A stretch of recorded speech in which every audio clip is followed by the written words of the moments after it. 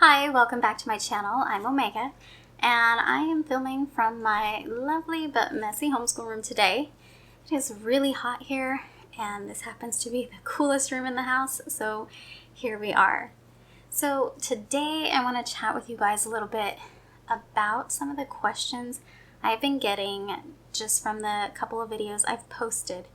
So rather than jumping into this whole curriculum series that I had planned, I am going to pause that for a moment and just answer some of these questions because I feel that that's what's important, that's what's relevant, and that's what you guys need right now. It's just me explaining how I do some of these things.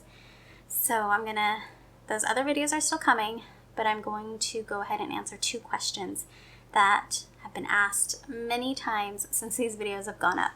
And that is, how do I possibly read aloud for an hour while my kids just sit there? Like, do they listen? How do you know they're listening? How are they not fighting with each other? What is it you do? So that is the main question. And I'm going to combine it with the other question of, I have toddlers and I have littles. How do I keep them occupied while I'm working with my olders?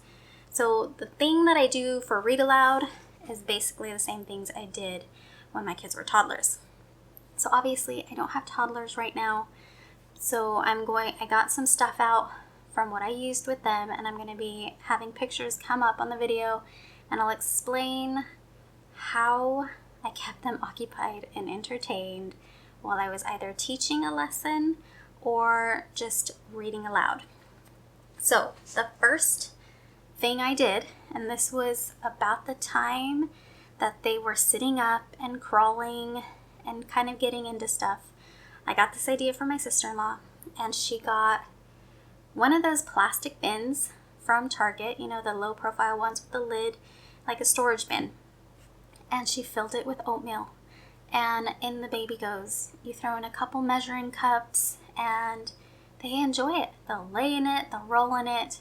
Here are some pictures of mine that loved it. This is Liam, and I had the really long one. This one I loved. This one is Fiona, along with her brothers, because even though it was for her, they still enjoyed it.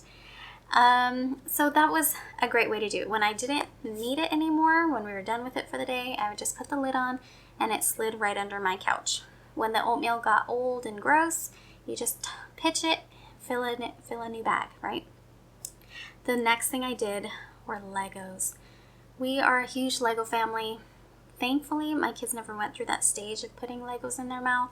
So Connor could be playing with his little Legos while I read aloud, and Liam, Or, and Fiona could be, playing with the Duplo Legos or the Quattro Legos, the big ones. The other thing that I had them play with were these. I don't know if you're familiar with these. These are cardboard.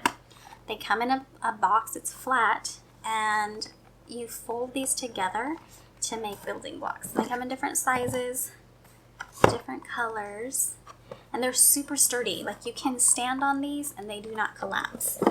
So they do make a little noise, same with the Legos, when kids are sifting through them. But I think you understand, as parent, when you have little kids, there's a certain level of noise that you just live with, right? You come to expect it, so it's not that big a deal. So yes, these things made noise when my kids were little, but as long as it wasn't to the point where I was straining my voice, then I was fine with it. They were going to play. The whole idea was, when they were this little, to just get them used to the routine of, when mom has a book in her hand, we're going to chill and she's going to read, okay? So that's what I was building up for them. The next thing I did, let's see, pull up another picture. So these were the pattern beads, and I actually have, this is the only card I could find. I don't know where the other ones are, but I have the beads, found those. So here is a picture with Liam working on them, and what I did, here's one of Oren working, and I used pipe cleaner because the beads stay on.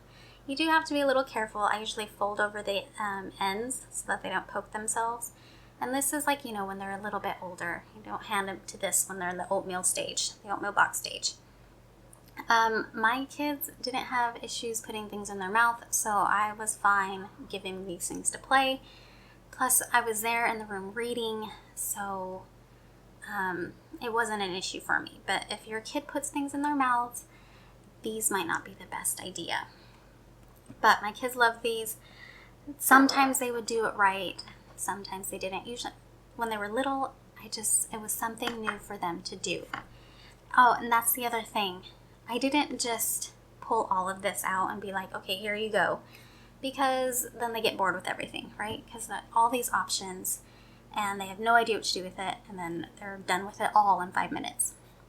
So one day, I would pull out the beads. The next day, we would do the Legos. The next day, we would do, the blocks. So you got to keep it fresh. And that's what I tried to do. And it worked pretty well. Like, they didn't get too bored. Another thing I did when they were a little bit more older and they had better control over their fine motor skills was lacing cards. And these are like Eric Carle. And Connor is really into this author, so I have a lot of preschool things like this. I had flashcards that they would just look at and flip through. They're all the same size, and they're like the super hard cardboard. So, I've had these since Connor, and they've held up great. So they're a great thing. Another thing is these the shapes, the pattern shape pictures. I couldn't find my pictures, but I found the blocks. So I have the wood ones and I have the plastic ones. And these things right here are magnets, because when Oren did these, he'd get really frustrated when he'd go to place a piece and they would all move around. So what I did was I'd take the picture card and I'd lay it in a cookie sheet, and then I got magnets and I put them on the back of the plastic just because they were a little thinner, and he would place them on the picture and they would stick because of the cookie sheet. So that made his life easier, which made my life easier. After that, let's see what else I did. Oh, painting. So I was that mom that always had paints available to my kids because they loved it, and it was such an easy way to keep them entertained and relatively cheap. I went to an education store that he had, in the city, and bought like huge bottles of paint. And what I did is I got stuff like this. This I got from Oriental Trading, and I don't know if you're familiar with the dots, paint sticks. And they just have like a sponge tip, and then your kid can squeeze it and then make little dots everywhere. So I had those. They're all gone now, but I still had some brush tips I was able to find. And it has a hole in the bottom, so when they squeeze, the paint goes through and makes the brush full of paint. And what I gave them to paint on was note cards, like the bigger ones. It's like a little mini canvas. They paint, and either you save it, put it away, or it, finds itself in the trash, whatever you prefer to do. But those were great. And I want to say painting was probably the most fascinating thing. I did have huge mats that I would lay out. I also finally figured out to just buy one of those painter drop cloths, like from Lowe's. They're huge, and it would like take up my whole living room. So you just plop them in there and they paint, and it doesn't matter if it's off the paper or off the mat because everything is on the drop cloth. So I would suggest investing in that if you have art kids. The other thing I did was the giant Perler beads. And I actually have a picture of Oren. Here he's working. It took me a while to realize they had pictures that went along with these, or you could go online and print off patterns. And they didn't always do the patterns. They were actually really fascinated with just placing the beads on the pegs. Here is a picture of some of the things I've made. So this is a homemade geoboard, because the ones I bought, the pegs weren't tall enough, or I don't know, my kids were too little, but the rubber bands would always go flying, and that's not what you want. So I got just like a regular plaque board from Michael's, and I put a bunch of push pins in it, and the little lip of the push pin kept the rubber band in place. This was just something on the fly I made. I am one of those moms that when I go to Michael's or Target and I see things on sale, I'm like, oh, it's 99 cents, it's 49 cents. I'll just grab it and put it in my craft bin and figure out what to do with it later. And that's what this activity is. There was a plaque, and my husband had a bunch of random golf tees from years ago. And so I was like, okay, how can I make this work? What can I do with this? And I drilled holes into the plaque. They weren't all the same level. They weren't all beautiful. And I told Oren, here's a big bag of colorful golf tees. I'm like, fit them into the holes. And then I gave him a bag of marbles, and I told him to balance the marbles on top of the golf tees. And then eventually I had these little barrels from Michael's, and he'd put the marble in it. And then I was like, okay, now pour it and try and balance it on the tee. Here's a picture of Liam kind of doing the same thing, except instead of the tees, it was with those shower things you put down on your tub so you don't slip. Target had a bunch of them on sale, and they were in the shape of fish.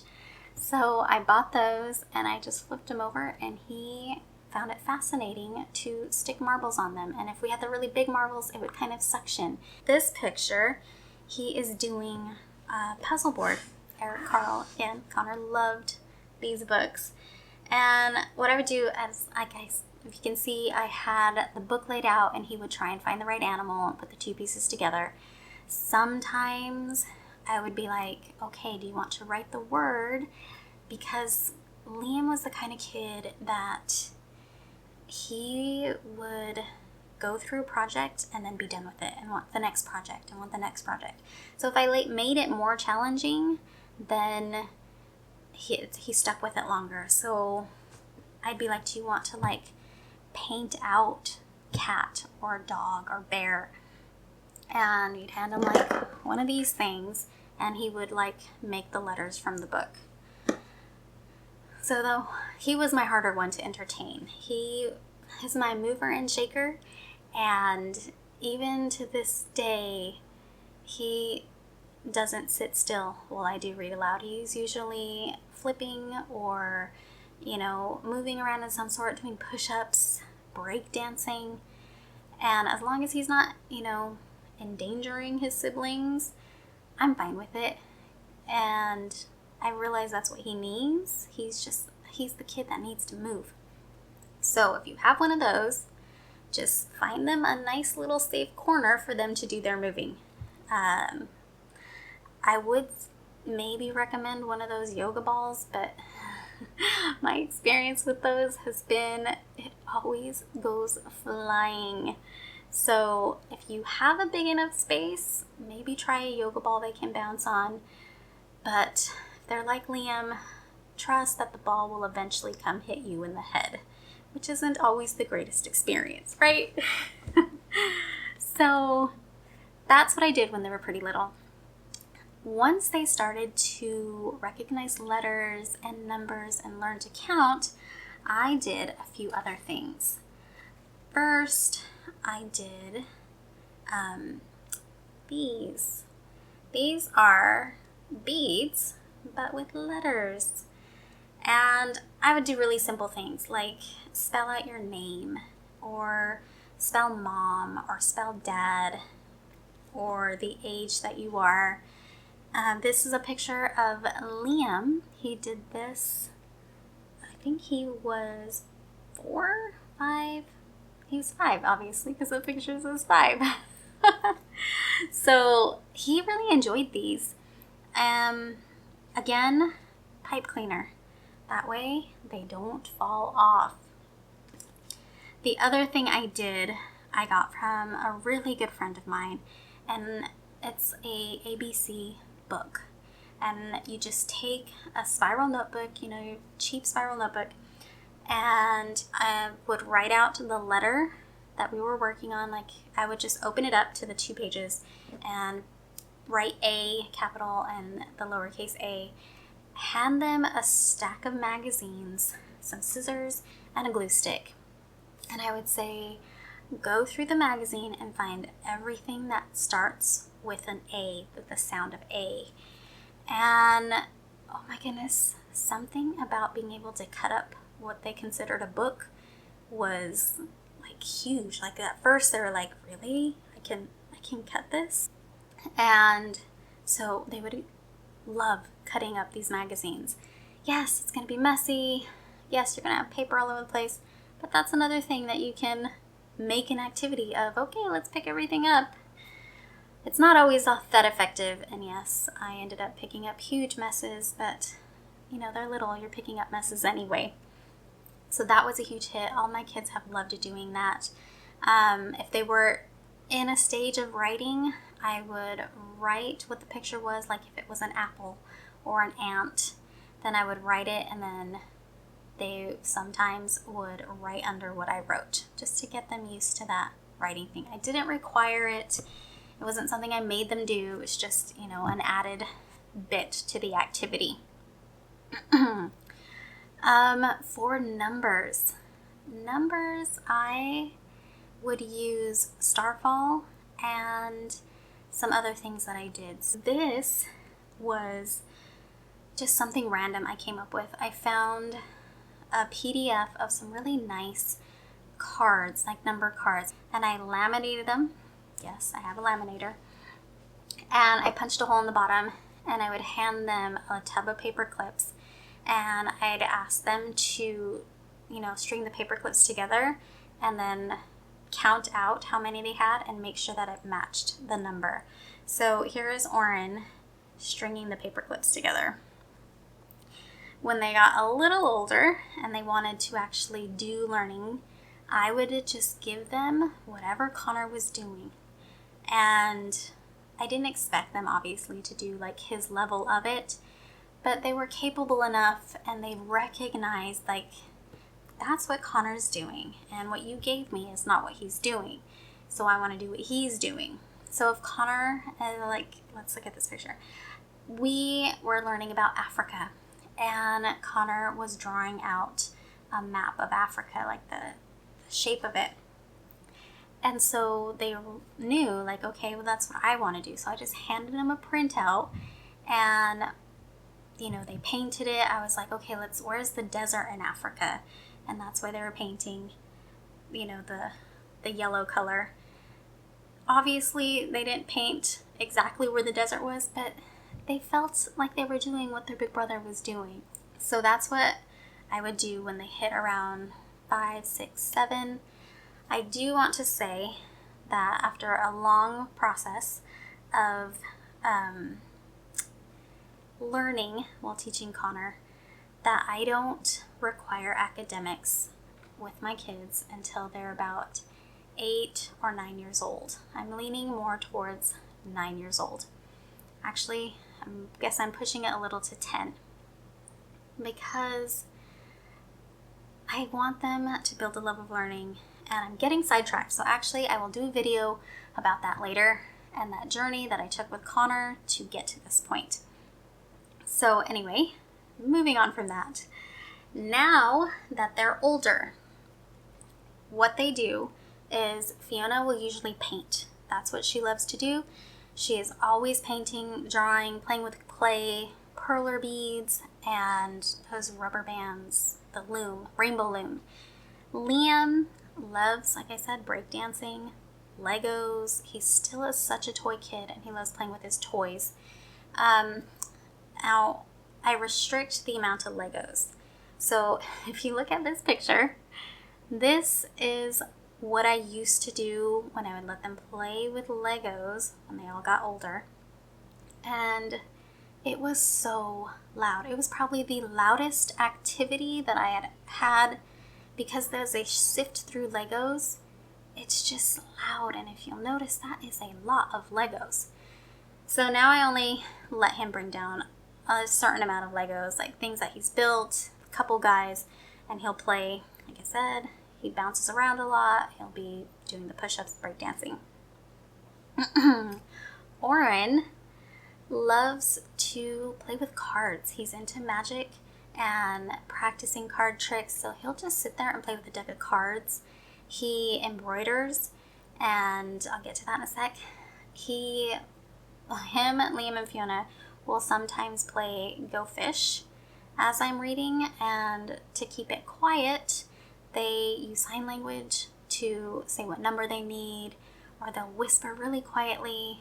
And like I said, guys, as long as the volume is not too loud, then I just let it go. Let's see what else. Connor usually just chills out. He has really grown up with a lifestyle of being read to. So he is perfectly content to lay on the couch, wrapped in a blanket, and listen. He sometimes will fall asleep, I'm not gonna lie.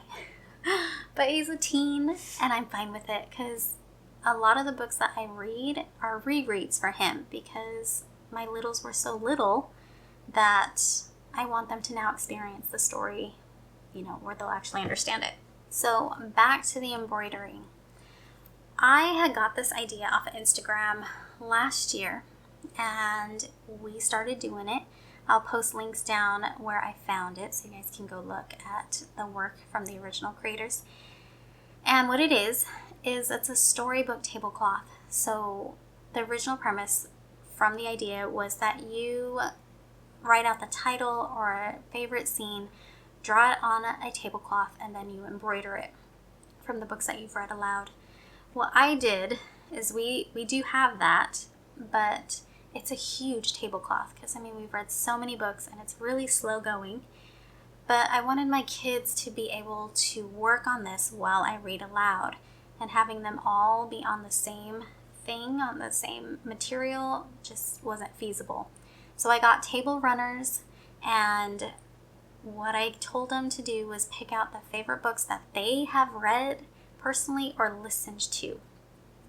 And I draw out the image for, my littles, and then they embroider. Now, I had to teach them to embroider. I just didn't give them the stuff and be like, okay, do this while I read.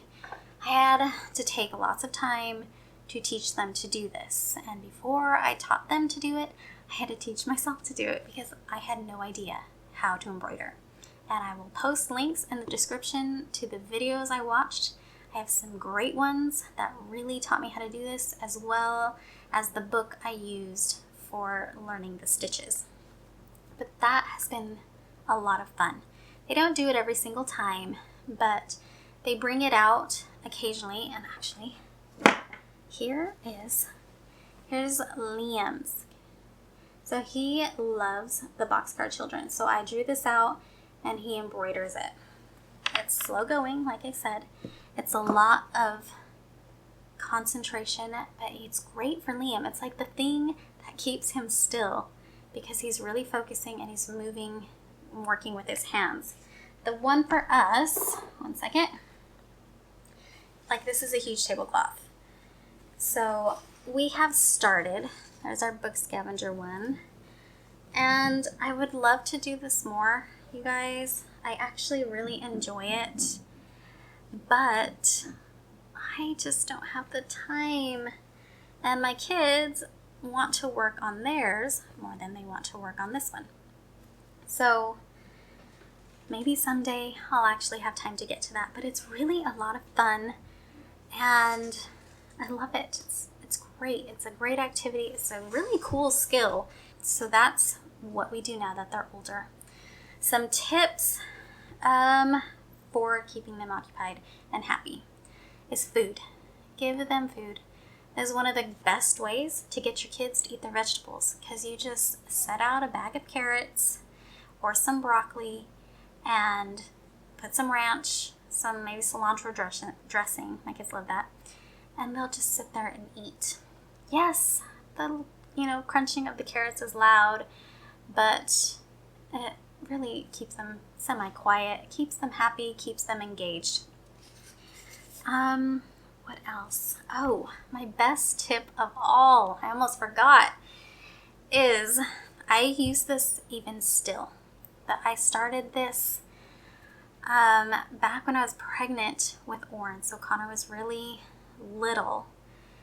And I would take all the cushions off the couch, and we had a huge couch back then. Our couch is good now, but our cushions back then were ginormous. I take all the cushions off the couch and blast music, and we would have a mini dance party for like a good 10 minutes before starting the read aloud or lesson, and we would have a blast.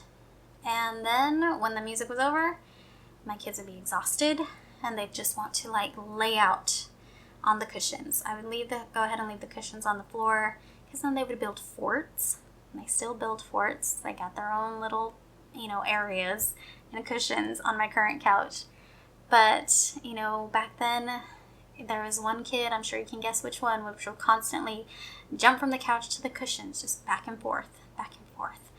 And they loved that. That is probably the best piece of advice I can give you for dealing with how to keep them mellow for read aloud. Get them exhausted with the dance party, and then they'll be hot, they'll be tired, and they'll lay about and listen to you read. So that covers what I do and what I've done with them for read aloud and learning time. The other question, let's see, how do I read aloud that long without losing my voice? So I have lost my voice, I'm not gonna lie. I didn't have the best self-control when there's a book I like. I'm just as bad as my kids, where I want to keep listening to the story. And there was a short time I gave Connor, like 16 months off. Like I said, I'll do a video on that. It was scary, but I was so glad I did it. But during that time, I didn't do any required academics. There was nothing but read aloud. And Connor was the kid who loves being read to. So he and the other 3 were happy to let me read for like 5 hours. And I relied heavily on tea. We were in the Bay Area, so it was nice and chilly, and it'd be rainy. Great environment. So I'd have my tea, they'd have their tea, and I would read for hours, and we were flying through books back then. But yes, I did start to lose my voice, and I found a spray that would soothe it, and I don't have it anymore, but I will find the link online and post it in the description. And it really helped. And I don't use it anymore because I'm not reading for those long stretches. An hour for me isn't that bad. And then an hour in the afternoon when I'm reading aloud from our second loop, it's not that bad. So yes, I have lost my voice. Just warm water with lemon and honey really helps. You get through it. Or you do the logical thing and you stop reading. I wasn't always so logical. So that was that question. And let's see. Oh, how do you know they're listening? I'm guessing the questions that I'm getting is for when I'm reading aloud history, science, writing, when I do our math. The way that I have got them to pay attention is, even when they were little, I would talk to them as if they were grown-ups. And, they're a 2-year-old, and I'd be like, oh my goodness, what did you think of the Egyptians? Like, isn't it crazy that they built the pyramids? And they would look at me, obviously, like any 2-year-old would, and like drool, and like, no idea what you're talking about. But I've always talked to them as if they understood everything I was saying. So they've gotten used to that idea of, Mom's going to talk to me about this. So they've developed the ability to be doing whatever they're doing, but still be passively listening, right? So like an example, I'm trying to think. if we're going through history and we're reading about Nero, I'll throw questions at him like, what do you think would have happened in Rome if Nero wasn't the way he was? Like, where do you think Rome would be? Just things like that. And I learned this is like called the Socratic Method, and it's where you ask leading questions that make them think. And whenever my kids ask me a question, I always answer with a question, because I know they have the ability to get there on their own. They just, at the time, didn't know how to ask themselves those right questions. So, doing math, for example, they'd be like, I don't know how to do this. First question I ask them, and I say it like this, I'm like, well, you need to ask yourself, what kind of question am I being asked? Is it an addition? Is it subtraction? And then they start thinking, and then they'll answer their own question. Oh, it's subtraction. I'm like, okay, well, what do we do with subtraction? What does subtraction mean? And then they'll think about it, and they'll slowly, get to the next step, and then they'll get stuck. So I'll ask the next question. And over time, I've been fascinated to see that when Connor is helping the littles, or when Oren is helping the littles, they'll even ask themselves, they'll ask their siblings, like if Connor's teaching Fiona, he'll ask her those questions that I would ask him. So they're building that problem-solving brain and that logical thinking of asking these questions of themselves, because clearly I'm not always going to be there. So when I'm going through the science and the history, they know they need to be listening, because we will eventually talk about it. And I've said before, I'm not a huge worksheet person, but if my kid can have an intelligent conversation with me with meaningful points, and I feel that they actually understand the topic, to me that's learning, and it validates the fact that they're listening. Like, I know they're gaining the knowledge. Now again, I don't expect this, or you shouldn't expect this from your really little kids. Fiona is actually great at this. She's 8, but she's had examples of 3 other kids of going through this. She's been there for these lessons. She knows what to expect. So if you want to start this method, just instead of telling them the answer, ask a question. And that engages them to think. I do catch my kids, especially Liam, because he really gets involved in those games, or he really gets involved in those breakdance moves. And I'll be like, Liam, what did I just say? And he'll be like, no idea, Mom. And I'll be like, all right, well, how about you take a break and listen for a little while? Sometimes he surprises me where I'm like, ooh, I got him this time. He totally wasn't paying attention. And he'll totally tell me, like, verbatim the last 3 sentences I said. So I'm like, okay, good job. And we move on. So that, I think, is all the main questions I had related to read aloud and teaching with having an older and youngers. I'm going to wrap it up for these 2 questions. If you guys have more questions, seriously, leave them down in the comments. I'm more than happy to answer them, to give you any advice or tips or experience that I've had. I'm sure there's going to be questions I have no idea, but I will help you try and find answers. I will help you brainstorm and come up with ideas. So don't hesitate. Ask the questions down in the comments. It really helps the channel, and it helps other people when they see that, hey, I'm not the only one dealing with this problem. And it builds a sense of community, I think. So ask me questions here on YouTube. You can follow me on Facebook at Our Blissful Chaos, or you can hit me up over on Instagram at Our Blissful Chaos. So that's it, guys. I have to go start prepping dinner. So don't forget to like and subscribe, and I will see you next time.